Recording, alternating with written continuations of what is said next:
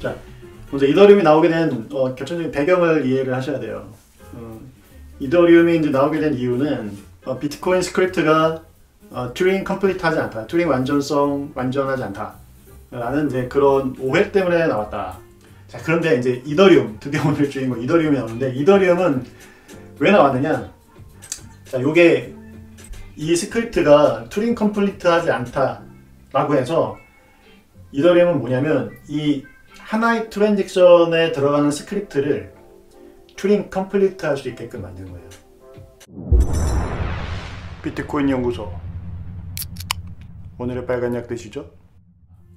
그럼 이제 튜링 완전성은 뭐냐? 튜링 완전성은 뭐냐면, 그걸 알려면 이제 튜링 머신을 이해하셔야 되거든요. 튜링 머신이 뭐냐? 튜링 머신은 이제 이 앨런 튜링이라는 사람이 고안해낸 사고 기계, 사고 머신인데, 사실은 일단 컴퓨터가 있고요. 컴퓨터는 말 그대로 사람이에요. 그 당시에는 이제 실제로 컴퓨터라는 기계가 없었으니까. 사람이 있고, 사람이 일련의 규칙을 담아있는 기호가 어떤 특정한 규칙을 의미하는 기호가로 이루어진 메시지 테이프를 받습니다. 그 메시지 테이프의 길이는 거의 무한해요. 그러니까 무한이라기보다 제한이 없어요. 무제한. 무한과 무제한은 다릅니다. 그러니까 요한한 사이즈가 있지만 이제 어떤 사이즈여야 한다는 제약사항은 없는 거죠. 그러니까 무제한 길이의 정해진 길이만큼의 이제 이 기호를 프로세싱해서 인풋을 받아서 그거에 합당한 아웃풋을 컴퓨팅하는 거죠. 그래서 이제 그 최초에 나온 개념은 그냥 사람이 이 기호를 받으면 테이프를 뭐 앞으로 2번 더 전진을 한다든지, 거기에 있는 데이터를 뭐 덧셈을 한다든지 뺄셈을 한다든지 해서 그 테이프에서 테이프를 오락가락 하면서 계속 이제 작업을 진행하는 거예요. 이제 그런 내용이 지금의 어떤 컴퓨터의 원형이거든요. 그 컴퓨터의 원형인데, 그래서 이제 튜링 컴플릿이라고 하는 거는 그런 기호에 어떤 들어갈 수 있는 인풋 데이터가 제한이 있으면 복잡한 연산이라든가 복잡한 일들을 할 수가 없잖아요. 그래서 그러니까 쉽게 얘기하면 단순히 덧셈 뺄셈이란 그 결과에 대해서 저장하는 기능, 그 다음에 약간의 그 논리적인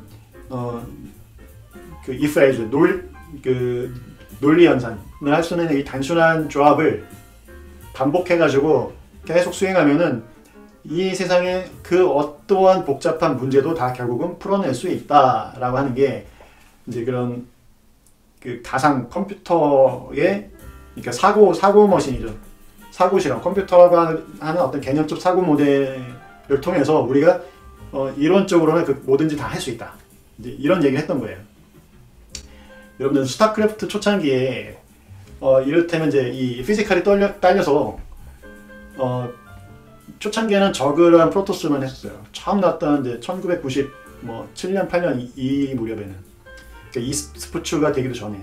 그리고 테란은 손이 너무 많이 가가지고 이제 테란을 하게 되면 다들 졌어요. 그런데 이제 그 당시에 어떤 얘기가 있었냐면, 손만 빠르면 테란이 엄청 강하다.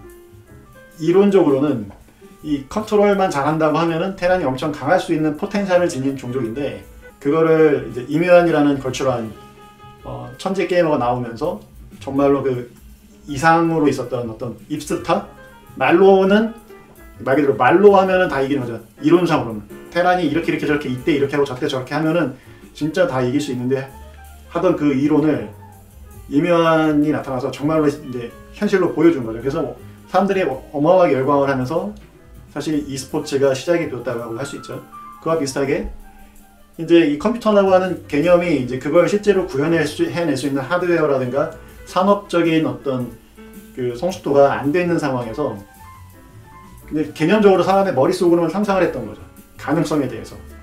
그러다가 이제 정말 컴퓨터가 나왔어요. 대부분의 컴퓨터는 메모리의 한계도 있고, 그죠? 실제적으로 자기가 가지고 있는 물리적인 어떤 컴퓨팅 자원의 한계가 있죠.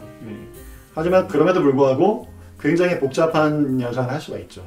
엄밀하게 얘기를 하자면 정해진 자원만 쓴다라고 했을 때는 튜링 컴플리트 하지 않는 것처럼 보일 수도 있어요. 근데 이제 현대적인 컴퓨터는 다들 튜링 컴플리트라고 하는데, 왜 그러냐면 그 디스크를 교체하면서 할 수 있기 때문에 그래요. 그러니까 실제로 예전에는 하드디스크 드라이브가 비쌌기 때문에 하드디스크 드라이브가 없는 컴퓨터가 있었고 하드디스크 드라이브가 있다 하더라도 네트워크가 잘 안 됐기 때문에 어떤 소프트웨어 하나를 설치하기 위해서는 일단은 뭐 마이크로소프트 워드라든가 이런 이제 오피스 하나 설치하려고 그러면 플로피 디스크 한 12장 막 이 정도를 이렇게 세트로 패키지로 팔아요.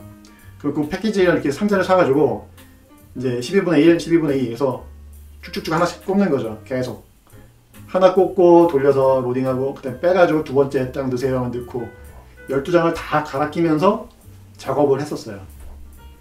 자, 그런 식으로 그래서 이 일종의 테이프 드라이브를 바꿔 끼는 거와 유사한 거죠. 그렇게 바꿔 껴서 하게 되면 뭡니까? 튜닝 컴플릿 하다고 할 수가 있겠죠. 이 세상의 모든 컴퓨터는 대부분 이제 튜닝 컴플릿 하다고 할 수가 있습니다. 그러한 컴퓨터가 동작하는 원리를 보시려면 준비한 자료가 하나 있어요. 이게 보세요. C 언어를 사용해서 1부터 5까지 더하는 코드를 작성해줘. 자, 여기 보시는 코드가 C 코드로 심플하게 그냥 1부터 5까지 더한 다음에 이제 이렇게 딱 출력하는 거예요. 화면에 이제 덧셈 결과를 출력하는 간단한 코드예요. 그럼 이거 몇 줄이 될까요? 하나, 둘, 셋, 넷, 다섯, 여섯, 일곱, 8줄. 자, 8줄이죠? 자, 근데 이거를 컴퓨터가 요걸 그대로 돌리는 게 아닙니다. 요거를 사실 컴파일을 하면은 이제 어셈블리가 이렇게 나와요.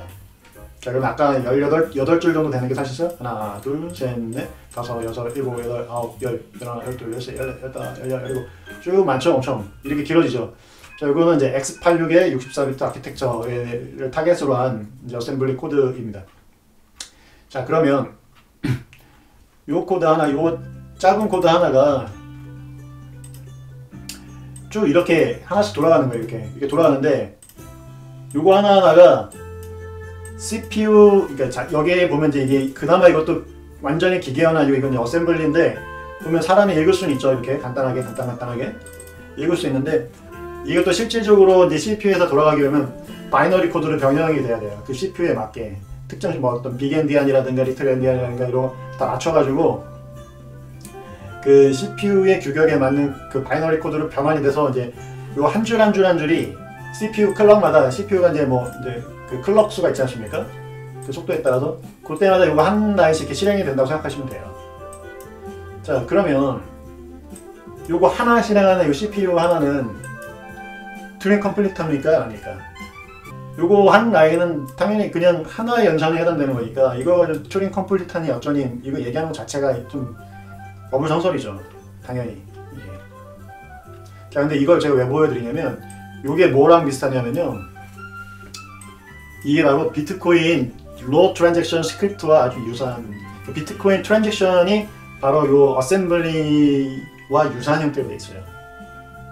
그럼 비트코인 스크립트는 뭐냐? 비트코인의 웬 스크립트라고 하시는 분이 계실 수 있어요. 그래서 우리가 흔히 알기로는 이제 비트코인은 이제 비트코인 어드레스는 퍼블릭 키의 해시. 그러니까 퍼블릭 키의 해시가 보통은 이제 원래 어드레스라고 얘기를 하는데 퍼블릭 키와 프라이빗 키를 들고 있으면 이제 그 퍼블릭 키가 주소 역할을 하고 퍼블릭 키를 해시해서 주소 역할을 하고 그 주소지에다가 비트코인을 보내면 나중에 이제 이 소유자가 프라이빗 키로 그 이제 주소에 잠겨 있는 비트코인을 풀어가지고 전송을 한다. 이렇게들 생각을 많이 하시는데 이제 그거는 어떻게 보면 이제 차포 다 빼고 일반인들이 그나마 좀 쉽게 이해를 돕기 위해서 많이 생각해서 말씀을 드리는 거고 진짜는 어떻게 구성되어 있냐면요. 이 코인을 스크립트로 락 스크립트라고 해서 스크립트로 이걸 잠가놔요. 그러니까 자물쇠 프로그램이 있고요. 열쇠 프로그램이 있어요. 그러니까 자물쇠와 열쇠, 그러니까 프라이빗 키가 직접, 뭐 퍼블릭 키가 직접 사용되는 게 아니라 엄밀하게 얘기하면은 이 잠금 스크립트, 자물쇠 역할을 하는 잠금 스크립트로 코인이 잠겨 있고 그걸 여는 스크립트, 언락 스크립트 또는 스크립트 시그라고도 하기도 하는데 그 이제 여는 스크립트로 여는 거예요. 그럼 그 스크립트는 뭐냐? 일종의 프로그램인 거죠. 그럼 그 스크립트가 이런 모습으로 돼 있어요. 자, 여기 보시면 이게 움직이는 GIF로 되어 있는 건데 자, 비트코인 스크립트가 이게 이제 베리파이 하는 거를 영상으로 지금 보여주는 거예요. 이렇게 equal verify, op checks 이렇게 돼 있죠. 자, 그러면 요거 이제 이거는 우리 사람이 읽기 좋으라고 이렇게 표현이 되는데, 자 보세요. 앨리스가 퍼블키가 있고 트랜지스터가 이 앨리스의 시그니처를 이제 검증하는 과정입니다. 그러면 시그니처 제 밑에 들어가고, 요거는 카피라는 거예요. 앞에 있는 거를. 그 다음에 얘는 해시를 하고요. 그 다음에 퍼블키 해시 이제 주소죠. 그래서 이게 두 개가 같으냐, 예, 같는지 보고, 그 다음에 시그니처를 체크를 합니다. 체크해서 출력값이 나오면은 아, 이거는 이제 이렇게 맞다라고 얘기를 하는 거예요. 한 번 더 말씀드릴게요. 옵듀 얘는 복사, 옵 해시 160은 해싱을 하는 거고, 스택이라고 하는 거는 이렇게 한쪽이 막혀있고 말 그대로 위로 들어갔다가 위에 거 후입 선출, 이걸 스택이라고 하는 거예요. 늦게 들어가는 게 먼저 나올 수 있는 거. 자, 그래서 같은지 확인하고, 옵 체크 시그라고 하는 거는 이제 이 시그니처 체크하는 내용이고, 그래서 요 체크박스는 이제 이렇게 딱 된 거는 출력값이 나왔다는 거예요. 자, 그러면 이 옵듀, 옵 해시 160, 옵 equal verify, 옵 체크 시그 이런 것들이 다 뭐냐면, 자, 이런 것들이 다 뭐냐면 버전, transaction in count, transaction input 여러 개, output count, output, and log tag 이런 구조로 되어 있는 게 이제 트랜잭션의 구조예요. 그런데 중요한 건 이제 아웃풋이겠죠. 아웃풋이 잠겨 있을 테니까 트랜잭션으로. 그래서 자, 인풋은 인풋 트랜잭션의 이제 그 잠금 스크립트는 실제 그쪽을 가보면 알 수 있기 때문에 인풋 트랜잭션의 아이디만 알면 되고요. 아웃풋은 이제 락킹 스크립트를 직접 들고 있어야겠죠. 그래서 자, 트랜잭션 아웃풋을 보면 이렇게 돼 있어요. 스크립트 길이, 그 다음에 락킹 스크립트. 이 락킹 스크립트가 바로 이 코인을 쓸 수 있는 조건을 규정하는 이제 잠금 프로그래밍인 거죠. 그러니까 단순히 프라이빗 키로 잠겨있게, 퍼블릭 키로 다 잠겨있는 게 아니에요. 단순히 퍼블릭 키로 잠겨있는 게 아니라 프로그래밍으로 잠겨있기 때문에 이 락킹 스크립트를 여러분들이 어떻게 구성하느냐에 따라서 자유자재로 이 코인을 묶을 수가 있어요. 즉, 이 코인을 언락하는 방식을 결정할 수 있다는 거죠. 이걸 어떻게 하느냐에 따라서. 자, 문제는 뭐냐면 요 락 스크립트의 사이즈가 제한이 있어요. 그래서 이게 이제 완벽한 프로그램이라고 말씀드리기는 좀 어려운 게, 말 그대로 이제 스크립트인 거죠. 그래서 일정 길이 안에서 간단한 그 논리를 구현할 수가 있는 거예요. 그러니까 이 어셈블리처보다는, 어셈블리는 말 그대로 한 그 CPU 하나의 한 번 작업 정도의, 엄밀하게는 이제 그 한 번 작업도 아니지만 그 인스트럭션, CPU의 그 한 클락이라기보다는 하나의 그 인스트럭션 셋과 매핑이 되는 정도 수준의 작업인데, 이게 뭐 64비트짜리 CPU라면 이제 이거 자체가 64비트로 구성이 되는 거죠. 근데 비트코인 스크립트 같은 경우에는 그거보다는 좀 길어서 어느 정도 자유도가 있지만 그렇다고 무한정할 수 있는 건 아니에요. 자, 그래서 처음에 이걸 어떻게 설계했을지, 엄청 추상적으로만 알고 있었던 거네요. 네. 자, 이거를 처음에 어떻게 설계했냐면, 처음부터 안 했기 때문에 가능한 거죠. 그러니까 말 그대로 제로에서 이만큼 비트코인이 나왔다고 생각하면은 너무 경이적인데, 사토시 스스로도 얘기하지만 그 전에 실패와 계속 그 전에 먼저 시도됐던 내용들이 있었고, 그거에 그거에 기반을 해서 새로운 시도를 하고 해서 최종적으로 비트코인이라는 결과물이 나온 거죠. 그러니까 완전히 제로에서 제로 베이스로 된 건 아니고 기존에 쌓여왔던 노하우와 한계가 있었고, 그거를 이제 극복해내는 과정이었던 거죠.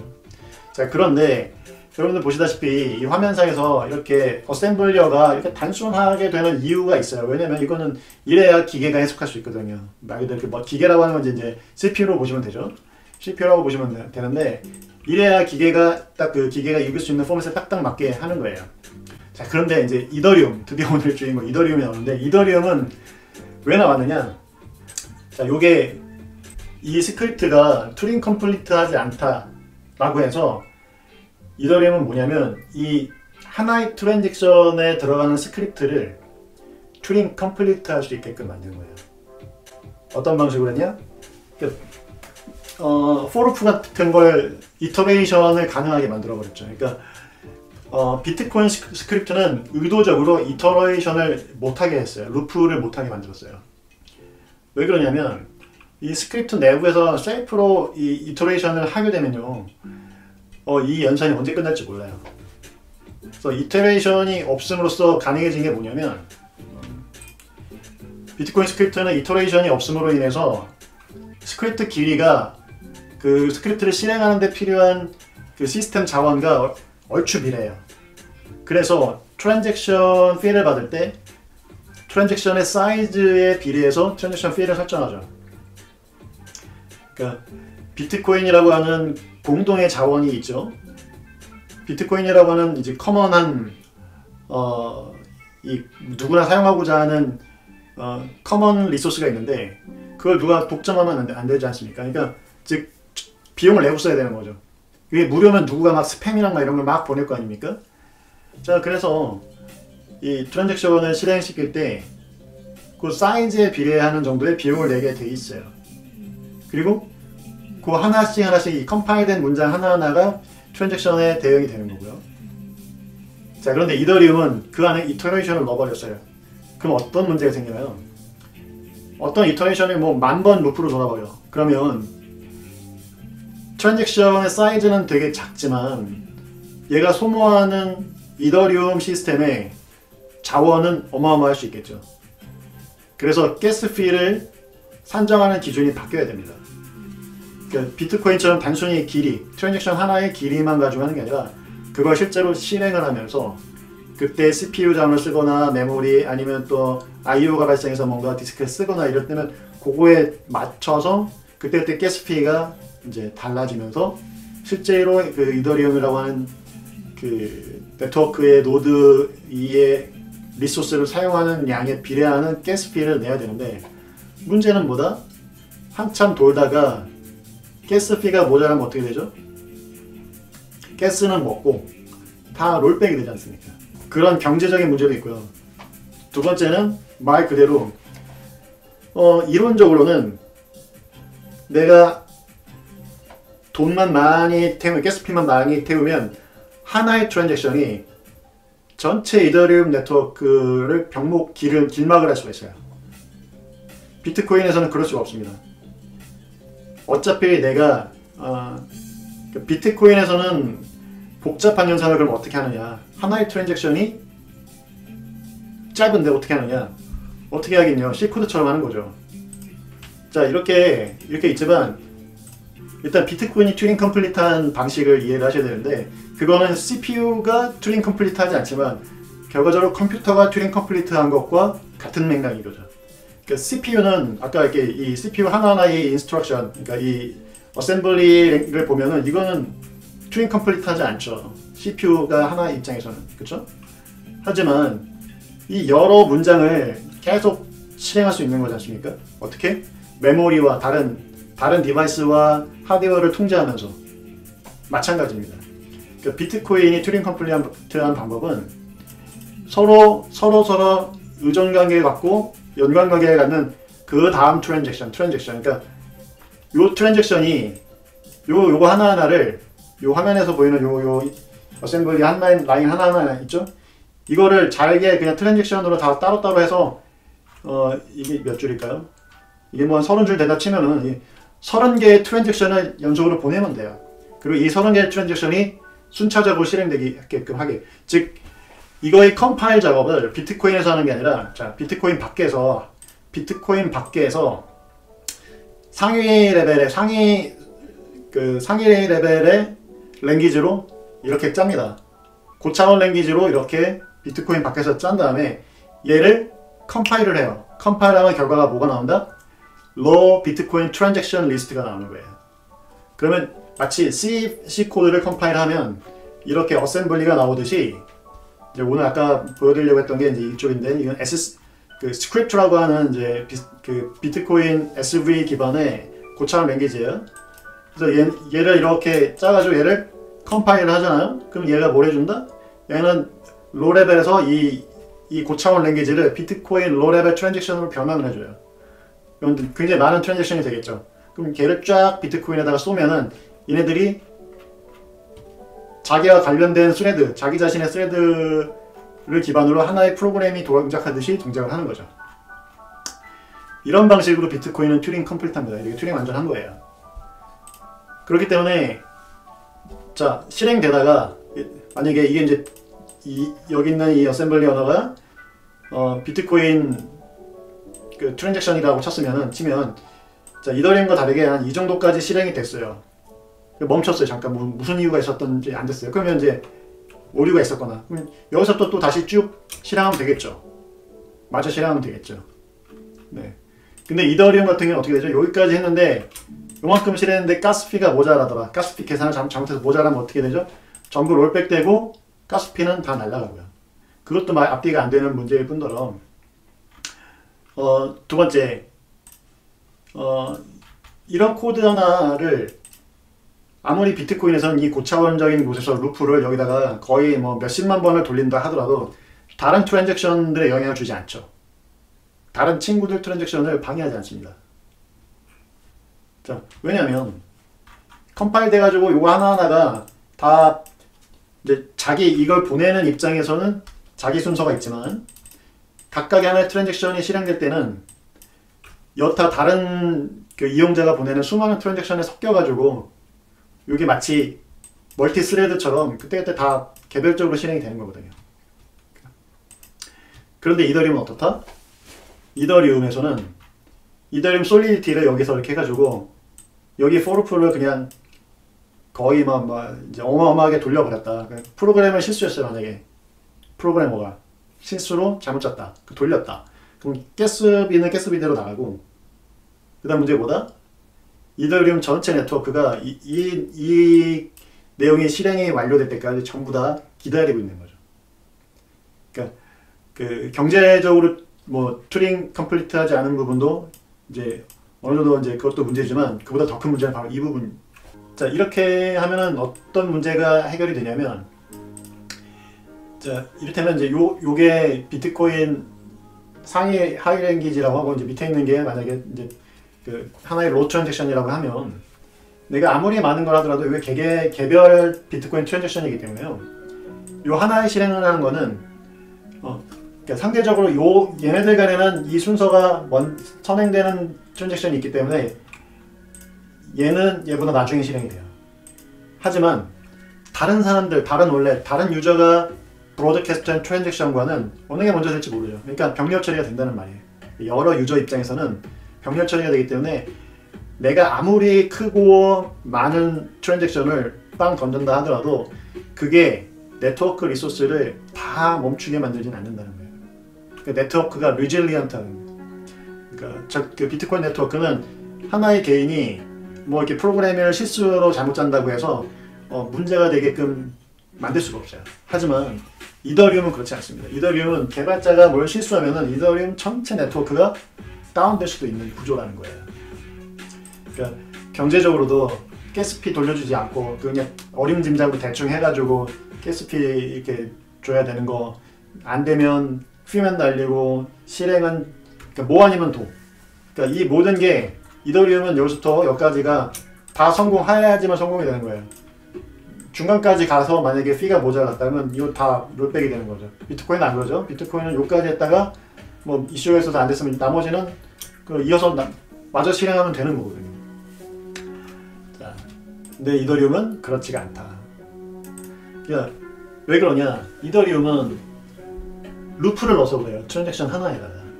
그래서 그 트랜잭션 하나에 루프가 들어가고 그리고 트랜잭션 하나가 이 스마트 컨트랙트 솔리디티라고 하는 프로그램에 의해서 사실은 거의 제약이 없다시피 하거든요. 그러니까 그 고차원적인 랭귀지를 이런 기계어적인 거를 처리해야 되는 CPU 레벨에서 처리해야 되는 하위 레벨로 끌어내려서 거기서 고차원적인 랭귀지를 꾸겨 넣어버리는 셈이 되는 거죠. 그러니까 애초에 이렇게 설계되어 있기 때문에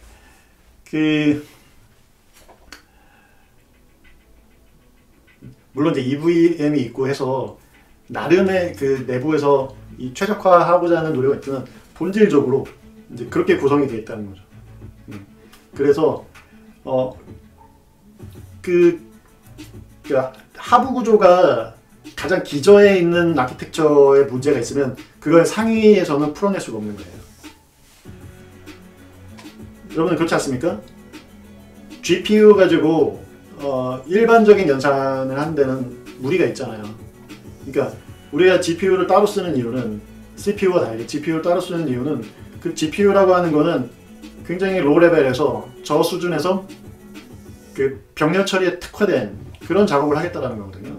그래픽 연산이라고 하는 어떤 단순하고 여러 개를 동시에 하는 병렬 처리를 하겠다는 그런 이제 하부 구조 자체가 하드웨어가 그렇게 되어 있는 부분을 그 위에서 상위 레이어에서 이 하부 구조의 문제를 해결할 수가 없는 거죠.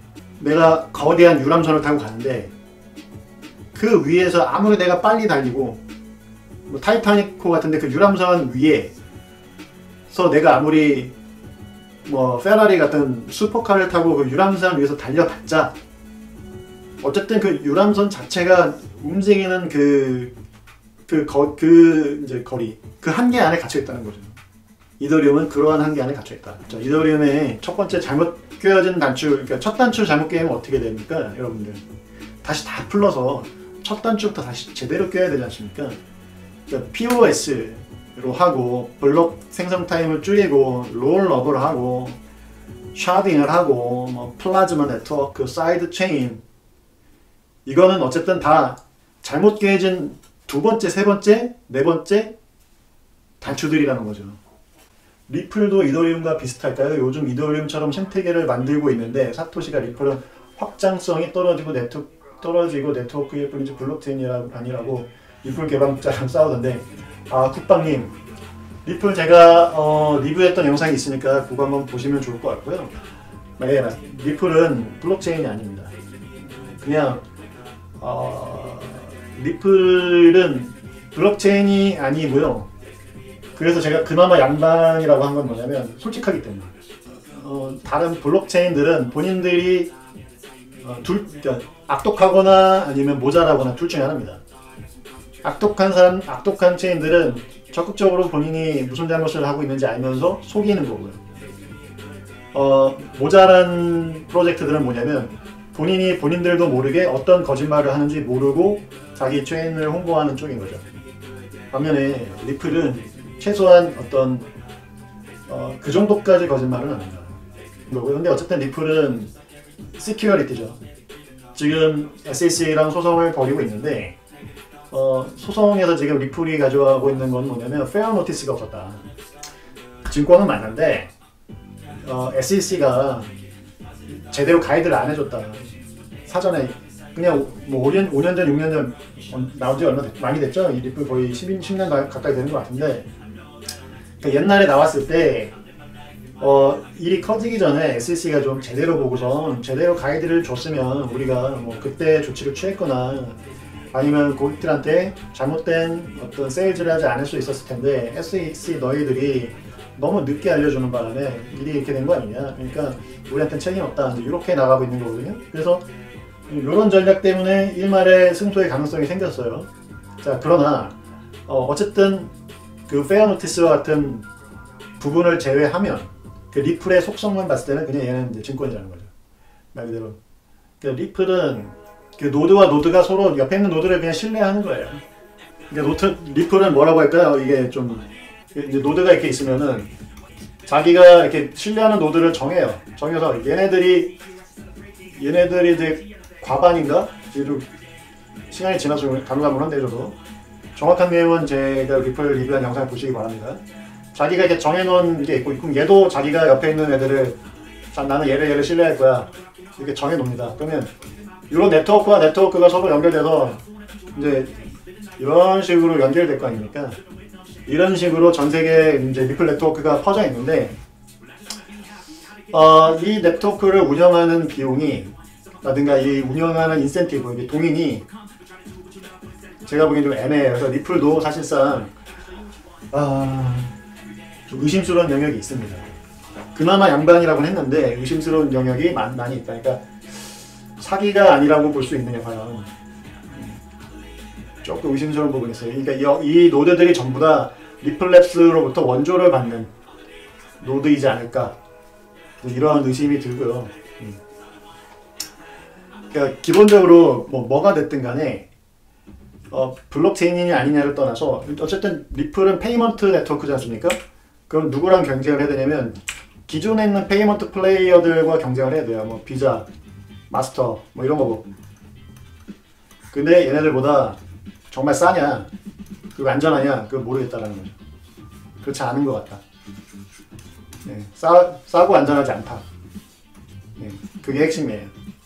자, 그리고 나머지 알트코인들, 이더를 위시한 또는 이더리움 호환 플러스 ETC들, 나머지들 전부 다 뭐다? 이거 왜 필요한지가 설명이 안 된다. 디센트럴라이즈 자체를 위한 디센트럴라이즈 빼고는 이유가 없어요.